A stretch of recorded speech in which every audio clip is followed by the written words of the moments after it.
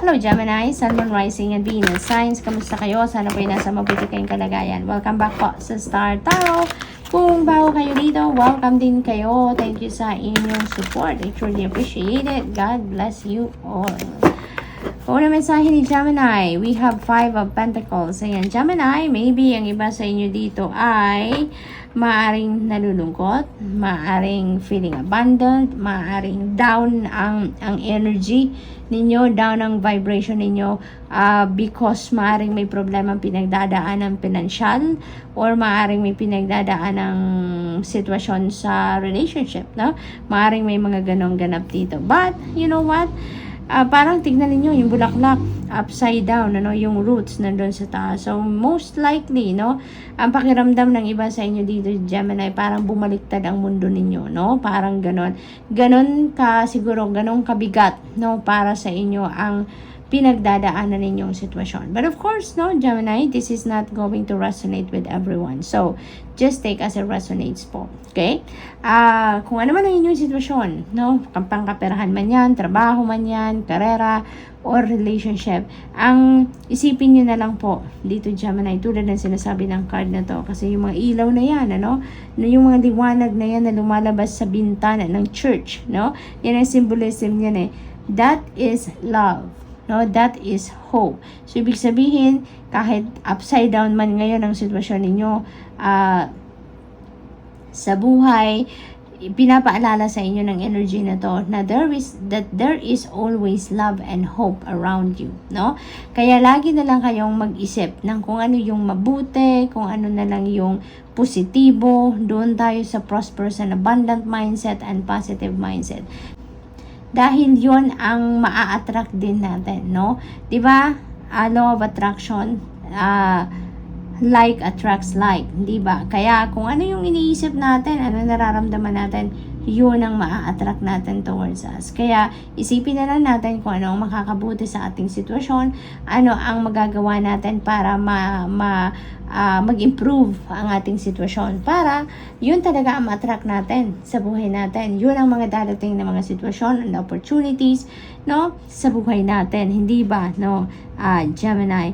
And alalahanin din ninyo na kahit ano man ang inyong pinagdadaanan sa buhay, there is always someone, no, na makakatulong sa inyo, no? There is always someone na maaaring lumapit sa inyo at yun ang makakatulong sa inyo. Kaya lagi lang ninyong buhayin ang hope and faith ninyo sa puso ninyo, no? Dahil meron at meron ditong mag-step forward para tulungan ka sa kung ano man ang inyong pangangailangan, no? Sometimes kailangan din natin na mag-reach out talaga, no? Kailangan din natin na mag-speak up, kailangan nating humingi ng tulong, okay? The full energy, ayan, so this is a new beginning energy, this is fresh start na energy na bumabalot din sa inyo ngayon, Gemini. So, there is new beginning dito. Meron kayong sisimulang bago. Maaring bagong mindset yan, bagong belief system, maaring bagong trabaho, bagong karera, bagong negosyo, bagong tahanan, bagong relationship. It could be anything, no? Depende sa inyong sitwasyon, but definitely you are going to take risk dito. You are going to get out of your comfort zone, kumbaga, sa ngayon, para nang sa gayon makapagsimula kayo ng bago, no? Ito na siguro yung punto din ng buhay ninyo na magkakaroon kayo ng realization na it's about time na din para kayo ay mag move forward. It's about time na din para sumubok ng bago, sumubok ng iba naman, no? Aside from kung ano ang inyong nakasanayan, no? So, what else? So, good luck dyan, ano, Gemini? 4 of Wands, this is beautiful energy because this is celebratory energy. So, may isa-celebrate kayo dito na something na naghahatid sa inyo dito ng iba yung saya, no? So, napakaganda kasi manggagaling kayo sa energy na low vibe at ngayon, high vibe na kayo ngayon because there are going to be some things dito na maghahatid sa inyo ng iba yung saya, no? Bubuhay ng inyong maaaring natutulog na damdamin, kumbaga, no? At ngayon, kayo ay magsasaya, no? Maaring meron ditong pagtitipon ng pamilya, maaring meron ditong pagtitipon ng mga kaibigan, maaring meron ditong isa-celebrate kayo, no? Maaring anniversary, maaring achievement, maaring accomplishment, maaring meron kayo ditong success, no? Pinagtagumpayan ng mga trabaho ninyo, proyekto, mga ganon. Or, maaari din may kasalan ditong magaganap, Gemini, no? Maaring kayo ikakasal or maaring a-attend kayo sa isang kasalan, no? Maiimbitahan kayo. So, have fun, no? Have fun, Gemini. Ito rin ang pagkakataon ninyo na makapag-unwind din kayo, no? We have Queen of Pentacles. Ayan, beautiful energy. You know, this is very prosperous and abundant energy. Tingnan ninyo, dulo-dulo, diba?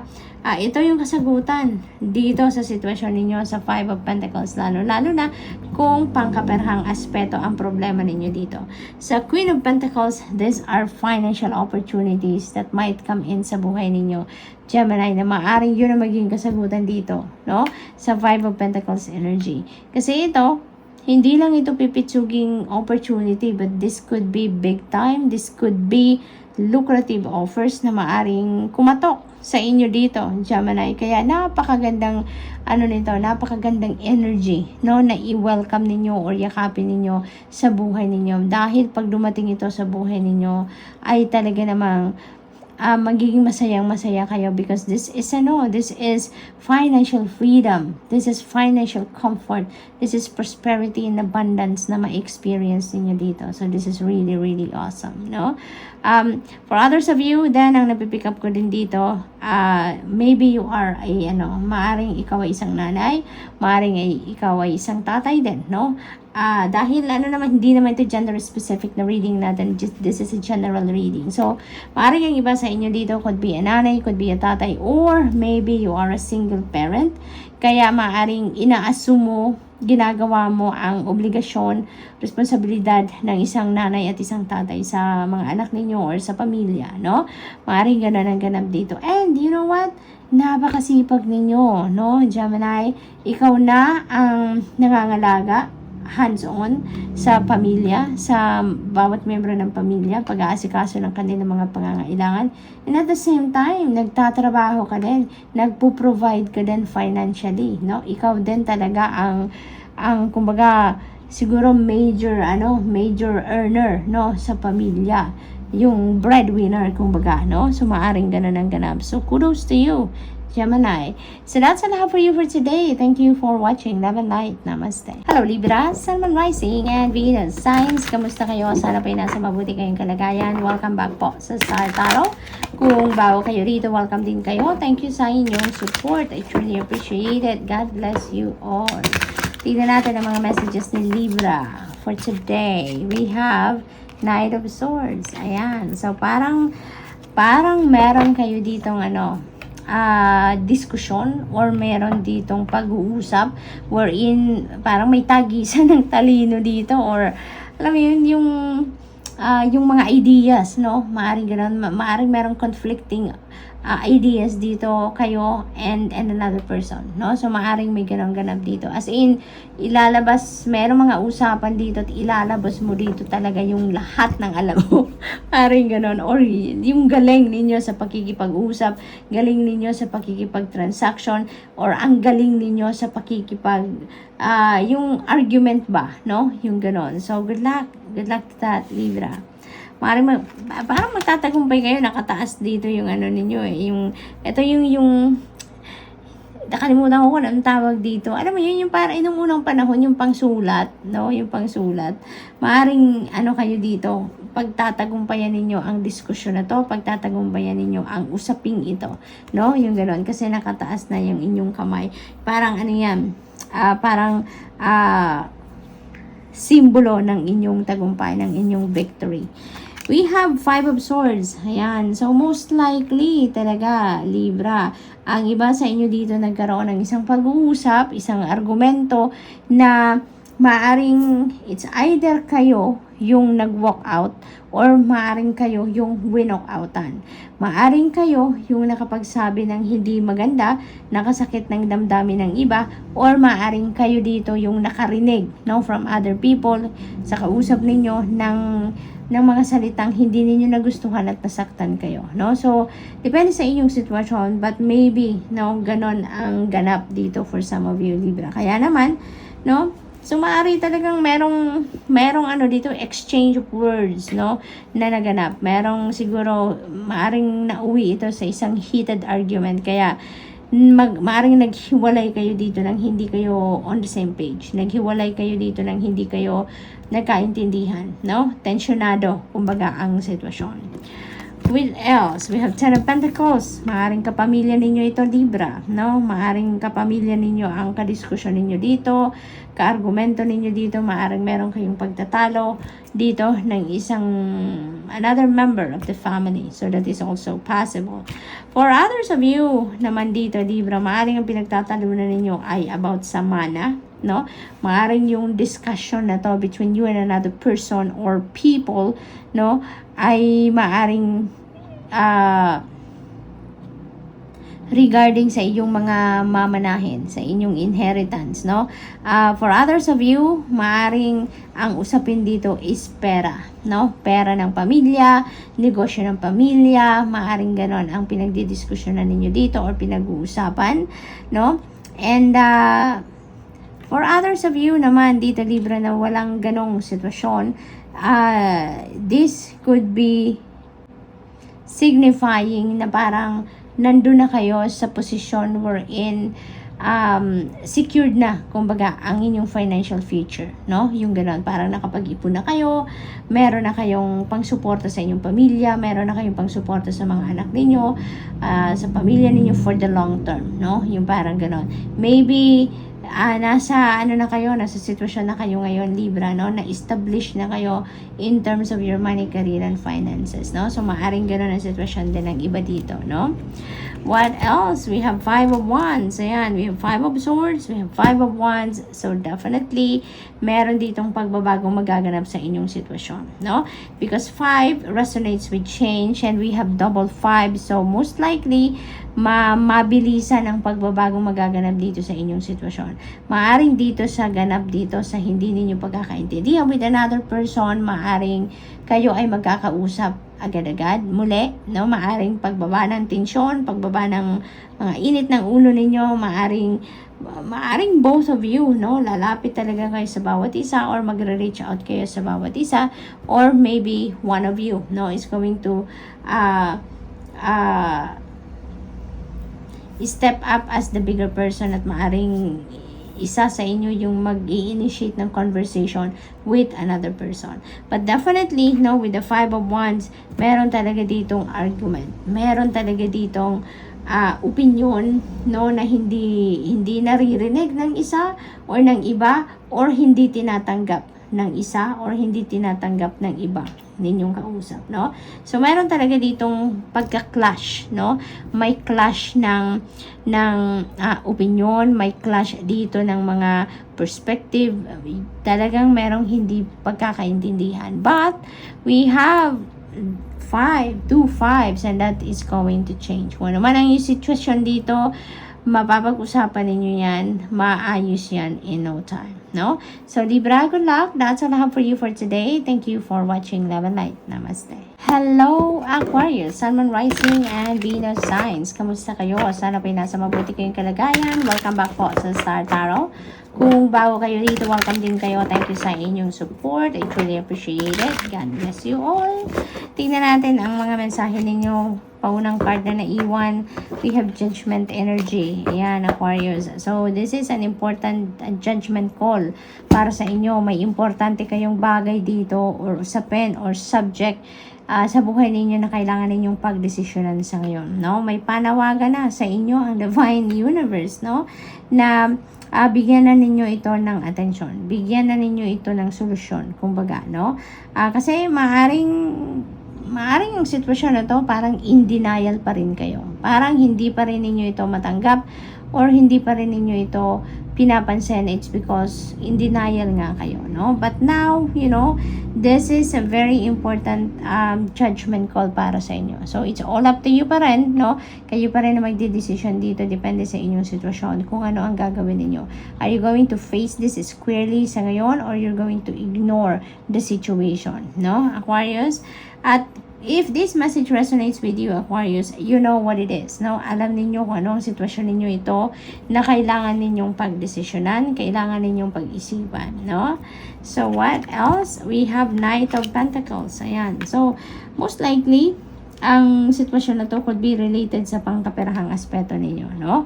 Maaaring related yan sa usaping pera, sa pamilya siguro, or sa person ninyo. Maaaring meron kayong hindi pagkakaintindihan dito in terms of money, no? Maaaring ganon ang ganap.